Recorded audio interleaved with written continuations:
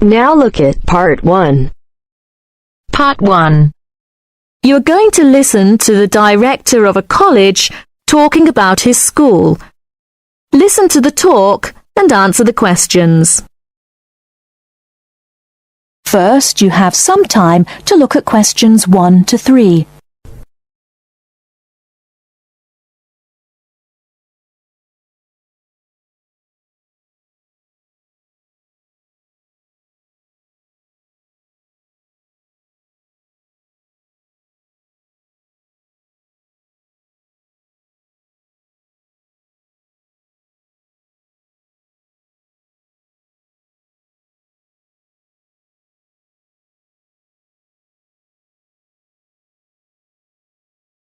Now we shall begin. You should answer the questions as you listen, because you will not hear the recording a second time. Listen carefully and answer questions 1 to 3. Many of you already have a reasonably firm idea of the general subject area you wish to study. Others are more open and searching for ideas. Whatever your situation, I hope you find that we have a course that meets your needs. Our firm aim is to be a student-centred institution with a special emphasis on flexibility. This begins with our attitude to access. We judge people on their motivation and commitment to study as much as, if not more than, formal qualifications. This is reflected in the vitality and diversity of our student population. Some of our students come direct from sixth form or college. Before you hear the rest of the conversation, you have some time to look at questions 4 to 10.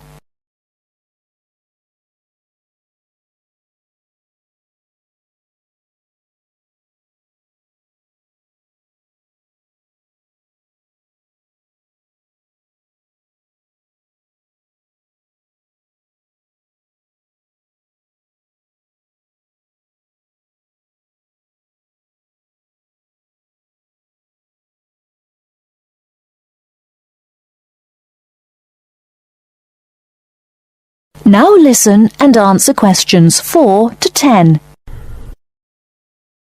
Others are coming into higher education after a short or long gap from formal education. Some are seeking a specific set of skills with a particular job or profession in mind. Others are retraining or studying to give their careers a new direction or dimension. Some are learning about the very latest scientific, technological and commercial knowledge. Others are stretching their minds on sensitive environmental, social and cultural issues. Even a casual observation of the mix of our student body indicates that we're close to our aim of being a polytechnic for the whole community. To meet our students' needs, we have 500 academic and a further 500 support staff committed to good quality teaching, high standards, and sensitive and sympathetic student care.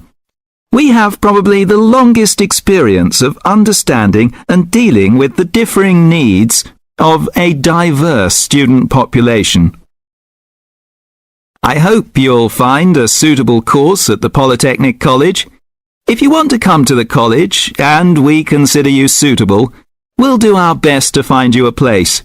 And when you're here, we'll work hard to make your experience enjoyable, stimulating, and educationally rewarding. That is the end of Part 1. You now have half a minute to check your answers.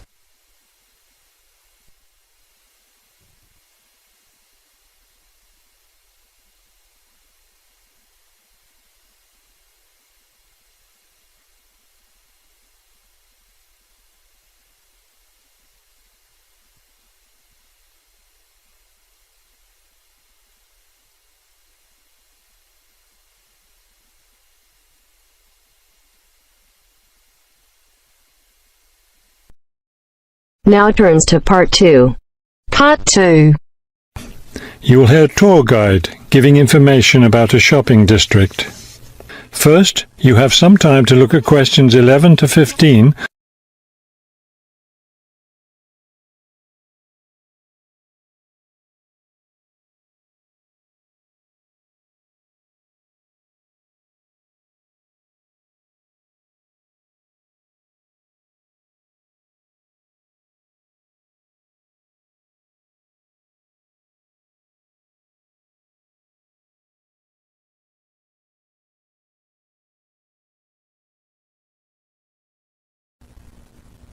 As you listen to the first part of the talk, answer questions 11 to 15. This afternoon, we'll visit the city's shopping district. Several blocks in the area are closed to car traffic, and I know you'll enjoy walking around there. I'd like to give you an overview of the district now, since you'll be on your own once we get there. You'll see on this map here that the shopping district consists of two streets, Pear Street, which runs north and south, and Cherry Street, which crosses Pear Street right here. Let's start our tour here on Pear Street, where the star is. This star marks the Harbor View bookstore. It's very popular among locals as well as tourists. You can buy a range of books of local interest, as well as a variety of magazines and newspapers. It's directly across the street from the city library, which is also worth a visit. It's in one of the oldest buildings in the city and contains, among other things, an interesting collection of rare books. Now, moving up Pear from the bookstore toward Cherry, the next building on the left is the Pear Cafe. You'll notice it's right on the corner of Pear and Cherry Streets. It's a great place to relax while enjoying a delicious cup of coffee or tea. You can talk with friends or read quietly. They have a variety of books and magazines available. From the windows of the cafe, you can look right across Cherry Street for a lovely view of city gardens. It's a rather small garden, but it contains a variety of exotic plants and flowers. Let's leave the cafe and cross Pear Street. On the opposite corner, we're at Caldwell's clothing store, which you might also want to visit. They sell both men's and women's fashions from countries around the world. Continuing down Cherry Street, the next building on the right after Caldwell's is the souvenir shop. Stop in here to get maps and books about the local area, as well as t-shirts and postcards with pictures of the city. Now, we cross Cherry Street and we're at the Art Gallery, one building down from the corner. Here you can see, and of course purchase, many fine paintings and sculptures by local artists. Let's keep going down Cherry Street toward the harbor. On the left, right after the gallery, is Harbor Park. It's a lovely place, and it's certainly worth spending some time there. Before you hear the rest of the talk, you have some time to look at questions 16 to 20.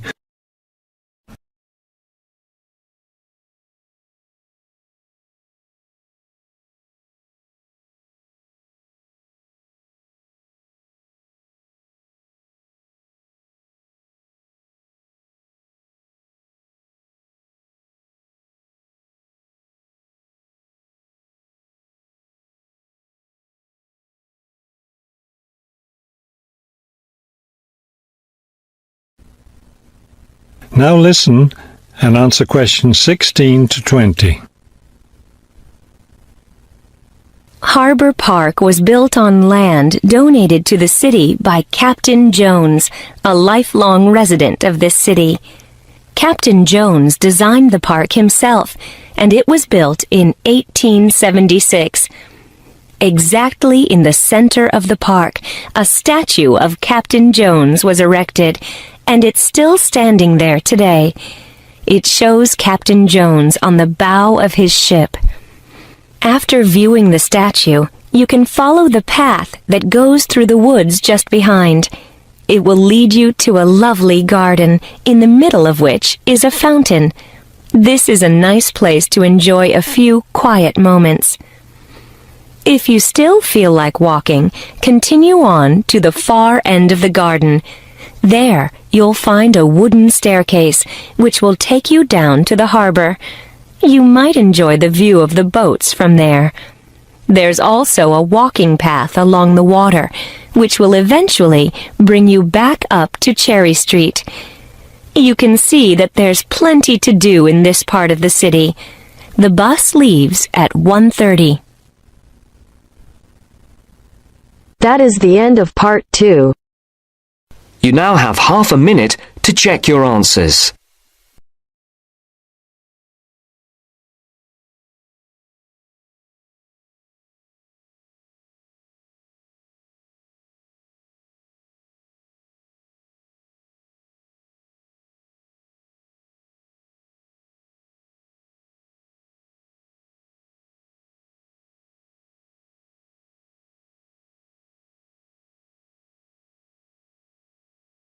Going to hear a conversation among Dr. Archer, Larry, and Judy, talking about the new term.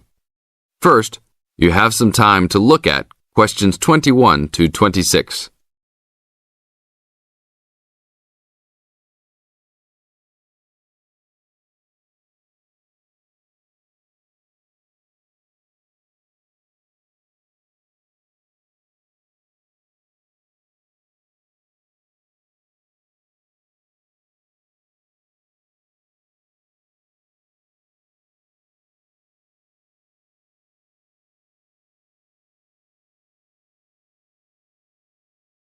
Now listen carefully to the first part of the conversation and answer questions 21 to 26.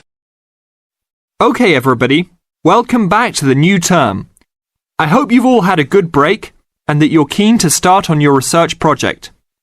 What I'd like to do this morning is to give you a chance to ask questions about the project, requirements, ways of approach, how to get help if you need it. Today is informal. It may be already written on paper, but it's nice to have an opportunity to have it confirmed. So, any questions? Dr. Archer, is there a confirmed due date yet to hand it in? Yes, I can now confirm that it's 16th of July, not 15th, as first advised. Okay? And what about the word limit? Well, there is some flexibility on this, but in general, it's 8 to 10,000 words. Ah, I see. And you can choose your topic, anything from years 2 and 3. Yes? I still can't work out what I want to do it on. In that case, you should see your course tutor to agree on your final topic, and you should also be aware that there is special assistance available at the library on library resources if you need help on that. Can I just check on the deadlines for everything? Certainly. Look, let me write it on the board when each stage should be completed. First of all, you've got to work on your basic project outline, and that's due in to your course tutor by 21st of February, which is only 2 weeks away, so you need to get cracking on that. Do we have to include a full reference list by then too? No, your reference list is due on 6th of April, which is 1 week later, so you have time to discuss this with your tutor. And when should we be doing the research? Well, that's over a 1-month period, essentially April to May. And the write-up? Well, you need to do quite a bit of research before you get going on your writing, so that's really May to July, with a due date for handing in on the 16th. Any more questions? Now look at questions 27 to 30.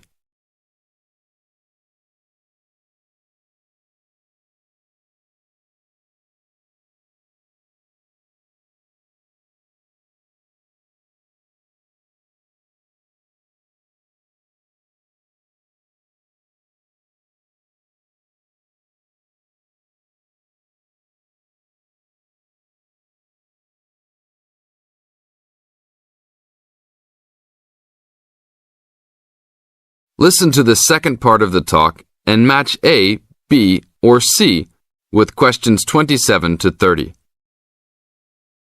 Well, sir, just some advice really. It's about the research approach.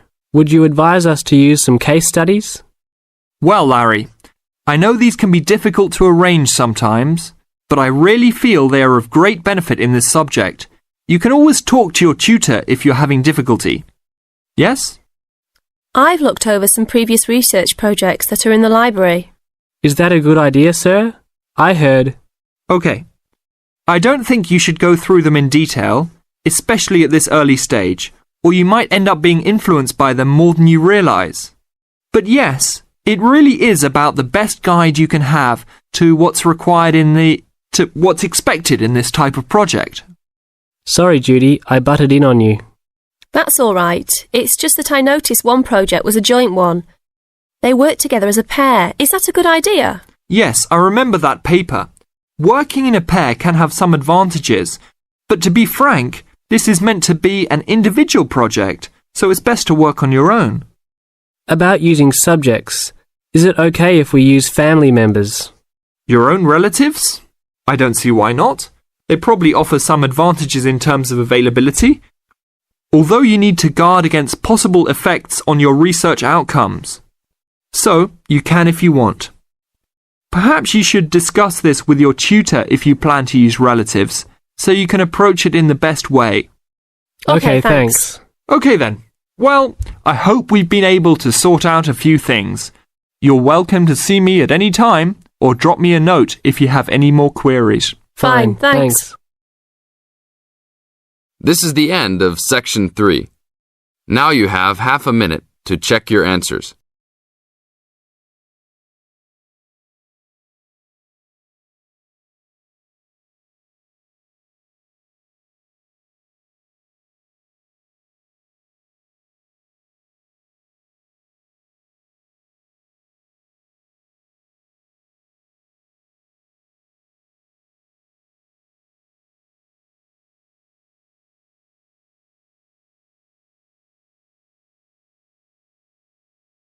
Section 4.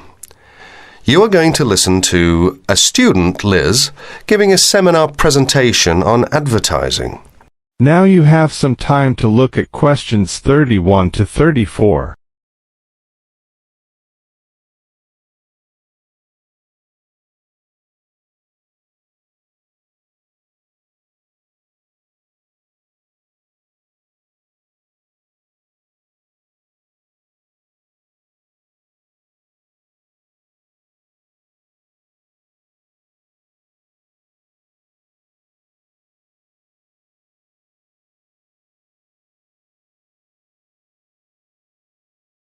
Now listen carefully and answer questions 31 to 34. Today, Liz is going to give her presentation. Liz? For my presentation, I looked at the different forms of advertising, especially at how women are portrayed by the media. So, Liz, tell us what different forms of advertising you looked at. As you can see from the outline on the screen, I looked at a wide variety of different medias, including billboards, television ads, newspapers and, of course, the internet. Oh yes, I almost forgot. I also looked at films. And what was your main finding? Well, I've brought some samples in to show everyone, which I hope will make it a little clearer. But first of all, I'd like to take a look at this first advert, which is from, believe it or not, a popular women's magazine. Now, even though this is a women's magazine, as you can see, women are portrayed in what we might call a submissive role. That is to say, that they are always the ones doing the housework, going shopping, or caring for the baby. In fact, you may notice that most adverts concerned with household products, such as cleaning materials, as well as food and baby items, are generally directed at women. Another thing you may notice about the women is that they are nearly always very slim and beautiful, even middle-aged women. None of them are ever shown to be poorly dressed or to be overweight. So, Liz, how are men normally portrayed in these adverts? Well, if you take a look at the next picture, which is in fact from the same magazine, you will notice that men are seen to be strong, powerful and in charge. They give the image of being in charge, being the ones who make the decisions. And generally, they are dressed either in sports clothes, showing their prowess or fitness, or a business suit, which serves to depict their social status. You mentioned that you also looked at films. Do these same images apply to the movie industry? Yes, they do indeed. And again, I have some images to show you. This time, however, I've arranged the pictures so that you can see clearly the different roles that men and women play in the films. Notice, first of all, that it is the man who is in charge. He's the one driving a big, luxurious car and constantly contacting the office on his mobile phone. Now, if we look over here to the women, we see she is subservient to the man. She's his secretary, in fact. And if we take a look at her office, we see it's shared by other women and open to the public. In contrast, her boss's office, who is the man of course, has a very large, spacious office all to himself. And if the woman wants to enter, she first has to get his permission. That is to say, she has to first of all knock at the door and wait until he invites her to enter. However, if the man wants to talk to the woman, he simply picks up the phone and requests her attention. Now you have some time to look at questions 35 to 40.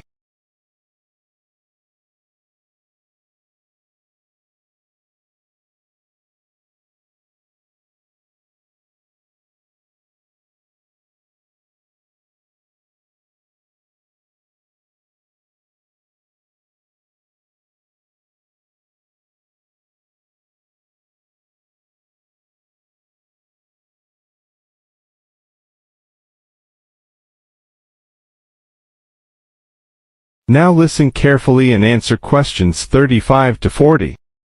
Are there any images where women are not shown to be of a lower social status to men?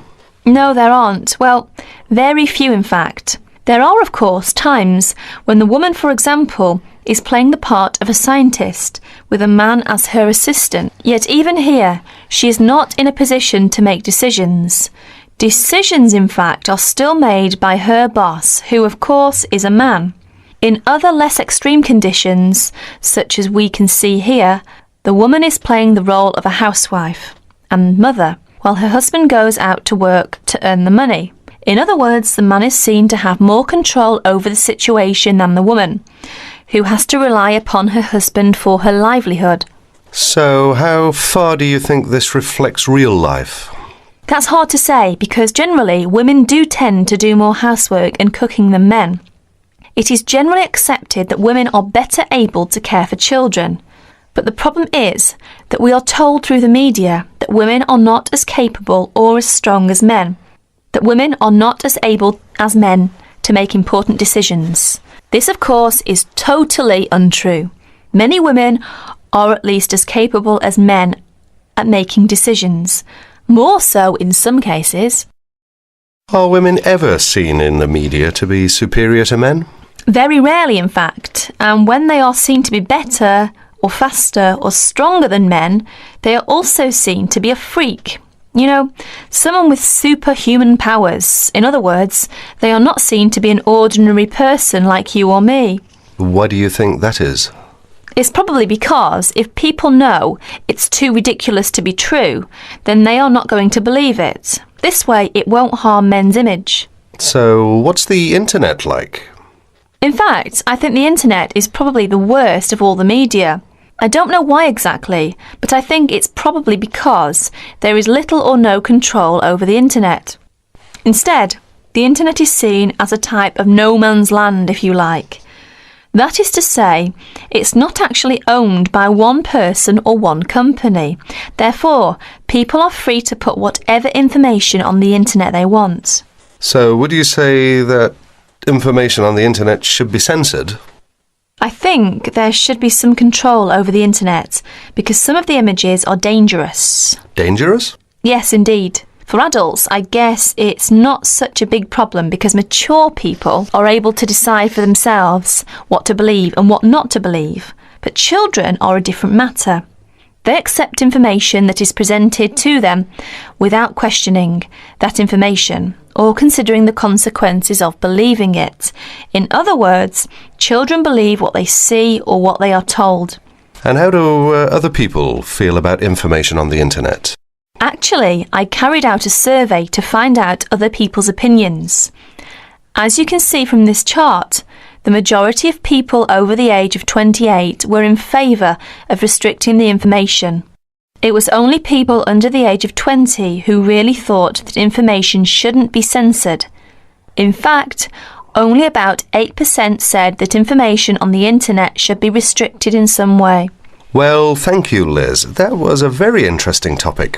And I'm sure that if any of you have any questions, Liz would be more than happy to answer them.